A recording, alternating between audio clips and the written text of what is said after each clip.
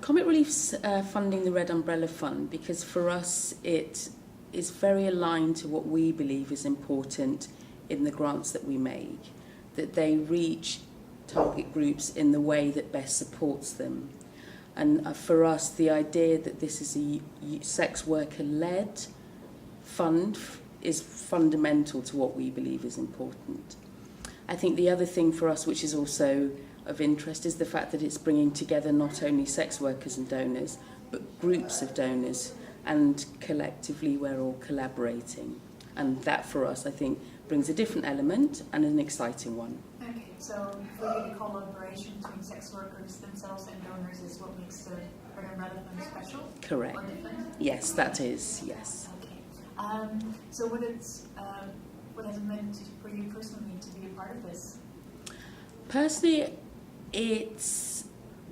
I think it's very easy when you're sitting at your desk just doing your daily work that you think you know a lot, that you think you understand a lot, and that you think you're able to talk about experiences of those that you fund.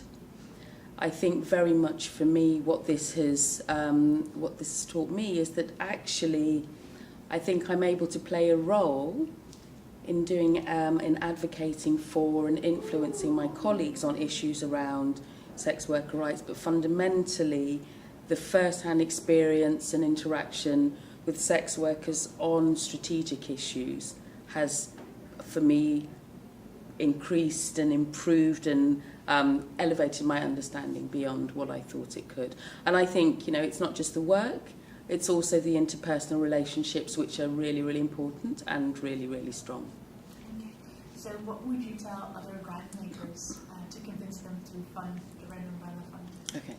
I would say to other grant makers that we talk a lot about user-led, we talk a lot about self-determination, and we talk a lot about wanting to make a difference.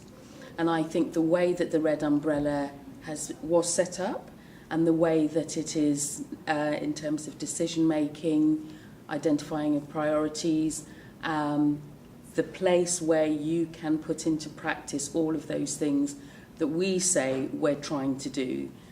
It's working through a fund which is housed within a grant maker, which is a well-respected structure already, with donors and sex workers, I think for me says this is how we want to do things and this is how we should be doing things.